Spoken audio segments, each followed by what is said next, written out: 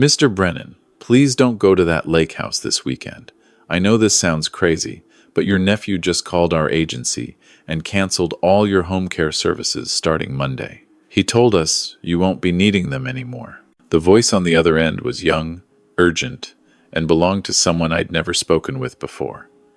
It was 10:23 p.m. on a Thursday night, and I'd been sitting in my study reviewing old case files from my years on the federal bench, a habit I couldn't quite shake even 3 years into retirement. My reading lamp cast a warm circle of light over documents that no longer mattered to anyone but me.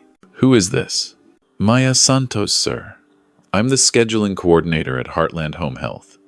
We've been providing your physical therapy and nursing visits for the past 8 months, ever since your hip replacement. I pulled up your file tonight because something felt wrong, and I found some things that scared me enough to call you on my personal phone. I set down my glasses, suddenly alert. At 68 years old, I'd spent 4 decades listening to testimony, reading between lines, detecting lies. Something in this young woman's voice made my instincts fire. What exactly did you find, Miss Santos? Your nephew Kevin has been making changes to your account for the past 3 months. He added himself as your emergency contact and primary decision maker back in September. He's been receiving copies of all your medical reports.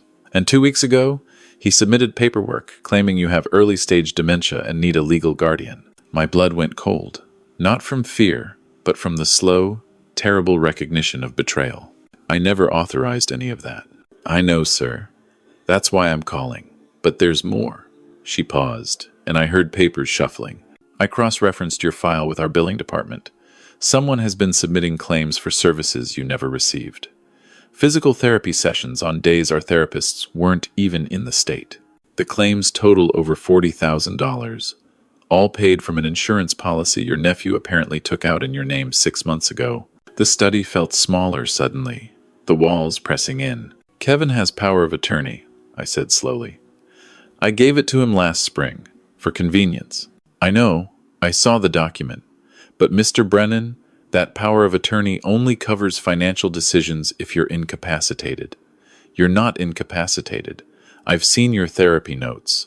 You're recovering beautifully from your surgery. You walked 2 miles last week without assistance. That's not a man with dementia. I stood up, walked to the window, looked out at the quiet Chicago street. The brownstone I'd lived in for 35 years.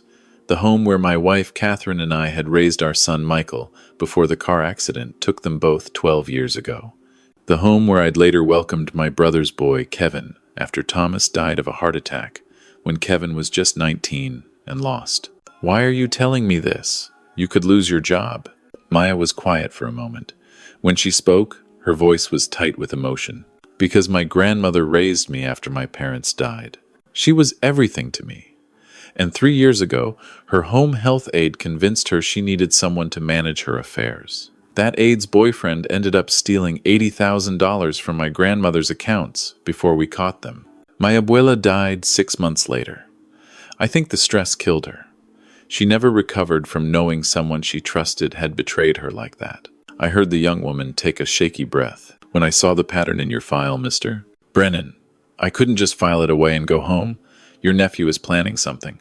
The canceled services, the dementia paperwork, the timing with this weekend trip to your lake house. I don't know what exactly, but my gut is screaming. What do you know about the lake house trip? Only what's in our system. Your nephew called last week to inform us you'd be at a property in Wisconsin from Friday through Monday. He specifically asked that we not send anyone to check on you during that time. Said it was a family bonding weekend. He emphasized that you wanted complete privacy. The lake house. The cabin on Lake Geneva that Catherine and I had bought 30 years ago, where we'd taught Michael to fish, where I'd scattered both their ashes after the accident. Kevin had suggested the trip 2 weeks ago over dinner. Uncle Rick, you've been cooped up in that brownstone for months. The lake house is just sitting there. Let me drive you up for a long weekend. Fresh air, maybe some fishing. Just the 2 of us, like old times. I'd been touched. Kevin had been distant lately, consumed with his real estate business that never seemed to turn a profit. I'd attributed his renewed attention to guilt over neglecting his old uncle. Now those puzzle pieces were rearranging themselves into something monstrous. Miss Santos, I said carefully, I need you to do something for me. Can you delay processing that service cancellation? Tell your supervisors there's a paperwork error. Anything to buy me a few days. I can try, maybe 3 or 4 days before anyone notices. Good. And can you meet me tomorrow morning? I need to see everything you've found. There's a coffee shop on Michigan Avenue, the Grindhouse. 8 o'clock. I'll be there, sir. And Mr. Brennan? I really hope I'm wrong about all this. After we hung up, I sat in darkness for a long time.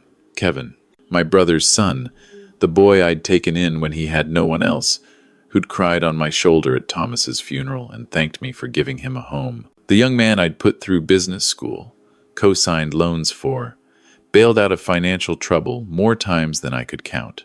The nephew who now apparently wanted me dead. I didn't sleep that night. Instead, I went through my files, found the power of attorney document Kevin had brought to me last March. His lawyer friend had prepared it, he'd said. Just a precaution, Uncle Rick. With your hip surgery coming up, we should have something in place. You know, just in case. I'd signed it without reading carefully, trusting family. Now I read every word. There it was, buried in dense legal language that I, a former federal judge, should have caught immediately. Immediate authority over all financial and medical decisions in the event of physical or mental incapacity, as determined by 2 licensed physicians or 1 licensed physician and the designated healthcare agent. And who was the designated healthcare agent? Kevin. I pulled out my laptop, logged into my bank accounts. My fingers trembled as I scrolled through transaction histories. There they were. Small withdrawals at first, $2,000 here, $5,000 there, always just under the threshold that would trigger automatic review. Over the past 6 months, nearly $90,000 had vanished into accounts I didn't recognize. At 7:45 the next morning, I walked into the Grindhouse.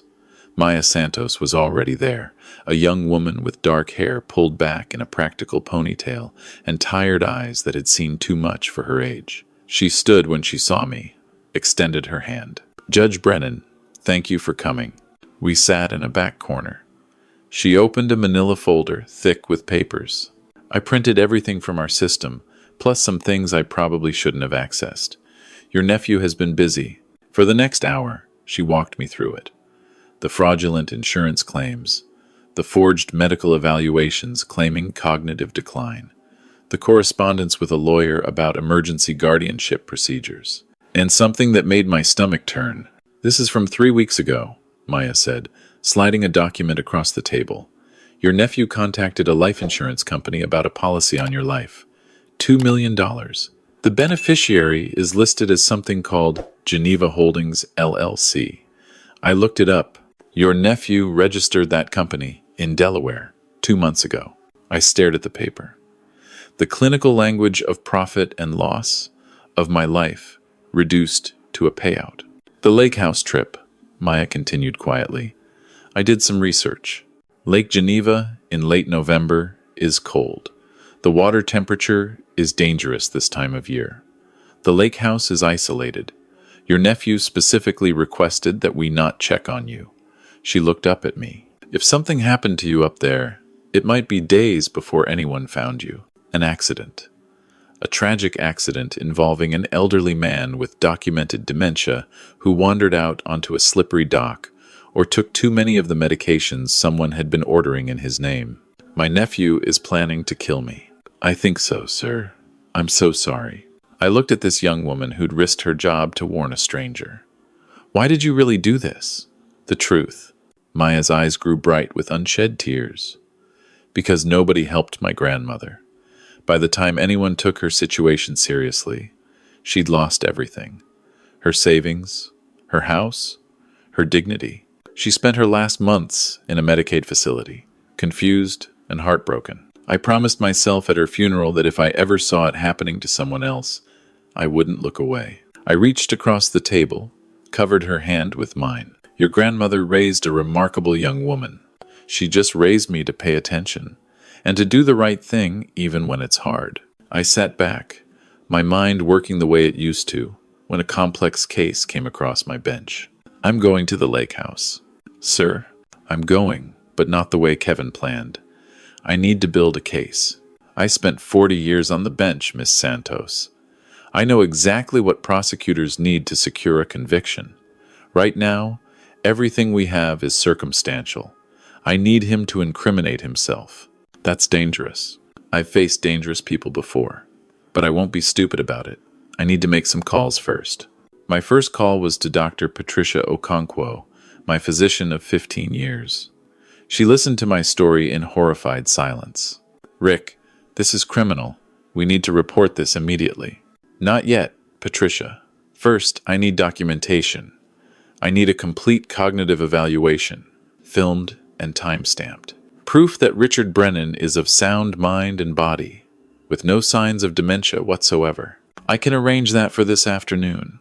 But Rick, please be careful. I intend to be.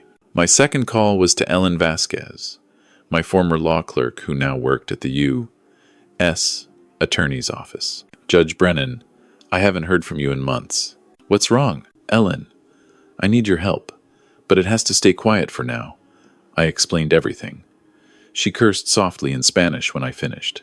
I know someone in the FBI's Financial Crimes Unit. If your nephew has been committing wire fraud across state lines, that's federal jurisdiction. Let me make some calls. Carefully, Ellen. I don't want him spooked before I have what I need. Understood. And Judge? I know a private investigator in Wisconsin, former FBI, very discreet. If you're going to that lake house, you shouldn't be alone. That's exactly what I was hoping you'd say. My third call was to my bank.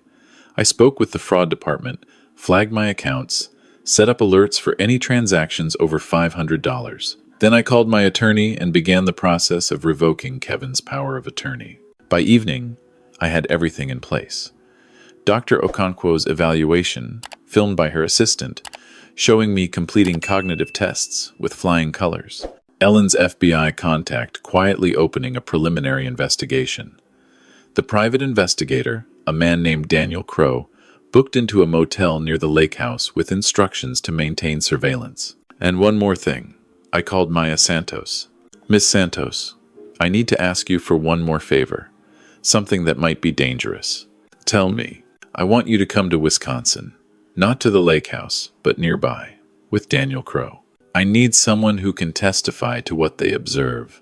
Someone with no connection to law enforcement who can corroborate whatever happens. You want a civilian witness. I want the truth documented by someone with no agenda except the truth. There was a long pause. Then, I'll be there. Someone should have been there for my grandmother. Kevin picked me up Friday morning at 10, all smiles and solicitous attention. Uncle Rick, you look great. Ready for some fresh air? More than you know. The drive to Lake Geneva took about 90 minutes. Kevin talked the whole way about his business, about a big deal he was working on, about how everything was about to turn around for him. I listened, watched his face, saw nothing but the mask of the nephew I thought I knew. The lake house was beautiful in the gray November light, the trees bare, the water steel-colored and cold. I'd always loved this place in autumn, the quiet after the summer crowds left. Here we are, Kevin said, carrying my bag inside. I stocked the fridge yesterday, got all your favorites. I walked through the rooms slowly, noticing things I hadn't thought to look for before. A new smoke detector in the hallway that looked slightly different from the others. A picture frame in the living room angled oddly toward the couch. A digital clock in my bedroom that had a small lens where there should have been only numbers. Cameras.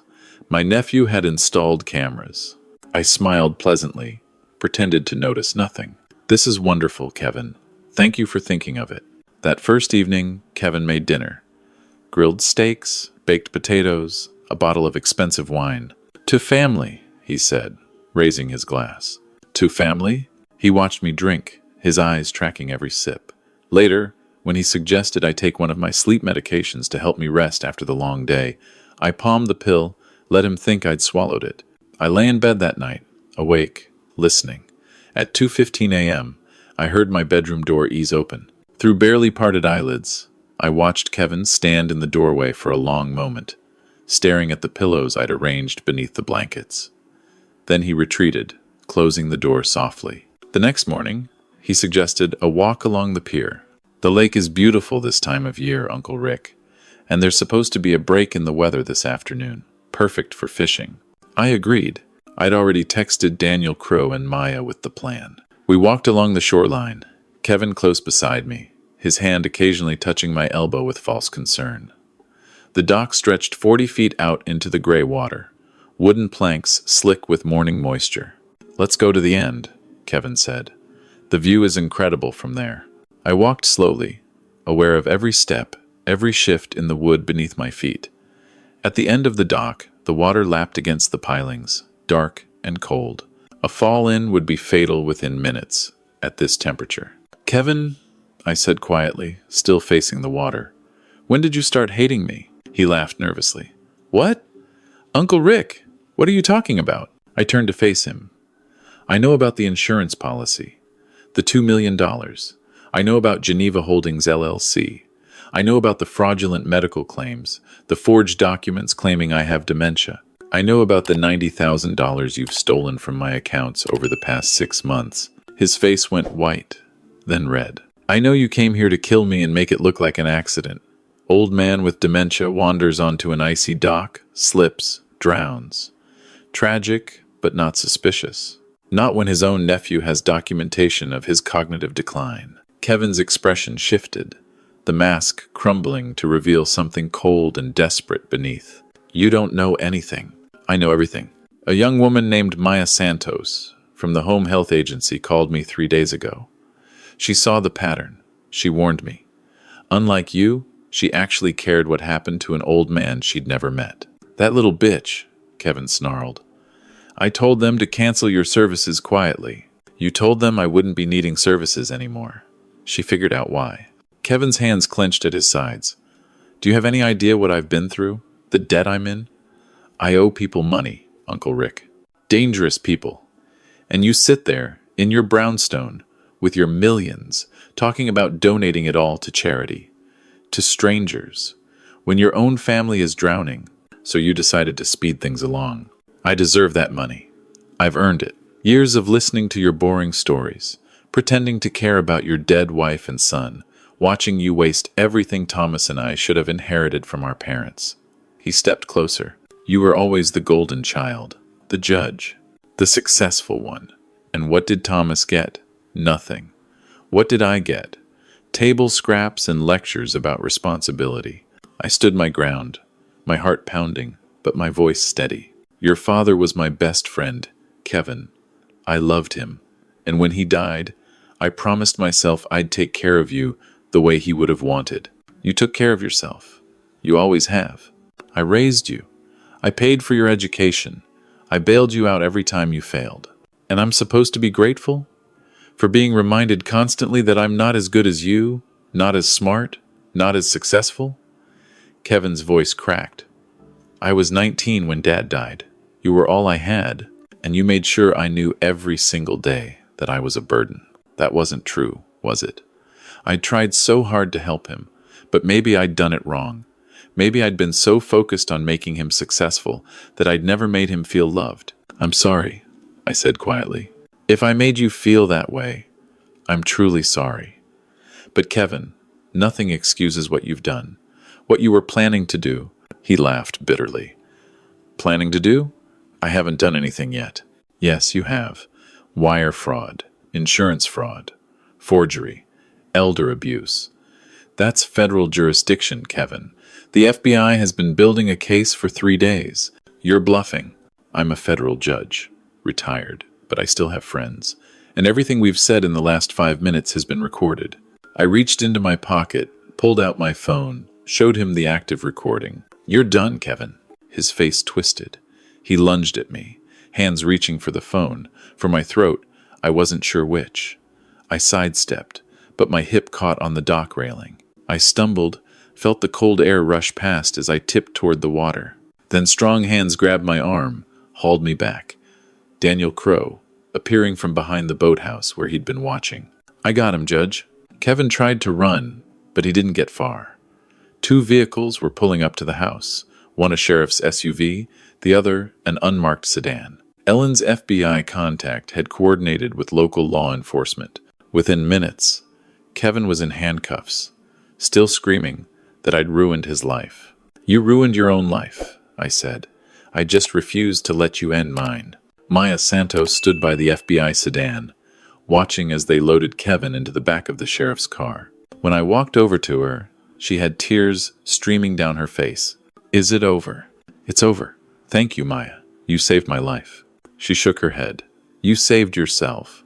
I just made a phone call. A phone call that changed everything. I want you to know I'm going to make sure you're taken care of. Not as payment, because you can't put a price on what you did, but as thanks. I'm setting up a scholarship fund for healthcare workers who want to continue their education. It's going to be named after your grandmother, and the first recipient is going to be you." Maya broke down crying. "Judge Brennan, you don't have to." "I know I don't have to. I want to. That's what family does. Real family." The trial was 4 months later. The evidence was overwhelming. Kevin's own recordings from the lake house cameras captured his confession on the dock. His financial records showed the pattern of theft. The forged documents proved intent to defraud. The jury deliberated for 3 hours. Kevin Marcus Brennan, on the count of conspiracy to commit murder, we find the defendant guilty. On multiple counts of wire fraud, guilty. On multiple counts of elder abuse, guilty. The judge, a colleague I'd known for 20 years, sentenced him to 15 years in federal prison with no possibility of parole. Kevin looked at me as they led him away. His face was blank, empty. All the rage burned out of him. I felt nothing but sadness. Outside the courthouse, Maya was waiting with Daniel Crow and Ellen Vasquez, the team that had helped save my life. "Judge," Ellen said, "how are you holding up?" "I'm tired," I admitted, "but I'm alive, and I'm free." Maya hugged me, something she'd never done before. Her grandmother's memorial scholarship had already funded her enrollment in a nursing program. She was going to be a wonderful nurse someday. "What will you do now?" Daniel asked. "Live," I said simply. "Whatever time I have left, I'm going to live it on my own terms." 6 months later, I sold the Chicago brownstone. Too many memories, not all of them good. I moved to a smaller place near the lakefront, somewhere with light and space and a view of the water. The lake house I donated to a nonprofit that provides respite care for family caregivers. Catherine would have loved that. She always believed in giving back. I established a foundation in her name and Michael's, dedicated to protecting elderly people from financial exploitation. Maya sits on the board. So does Ellen. We've already helped dozens of families identify and stop abuse before it destroys them. Kevin will be eligible for parole in 12 years. I don't know if I'll be alive then. I don't know if I'd attend the hearing even if I were.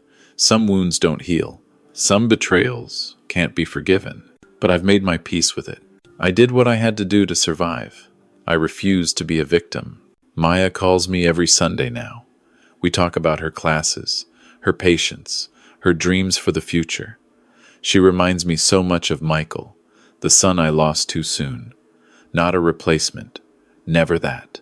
But proof that family isn't just about blood. Family is who shows up when you're in trouble. Who risks something to tell you the truth. Who stands beside you when it costs them. A young woman making $12 an hour looked at my file and saw something wrong. She could have ignored it. Could have filed a report and gone home and told herself it wasn't her problem. Instead, she picked up the phone at 10:23 p.m. on a Thursday night and called a stranger to warn him that his life was in danger. That's family. I'm 71 now, 3 years after the trial. The hip is fully healed.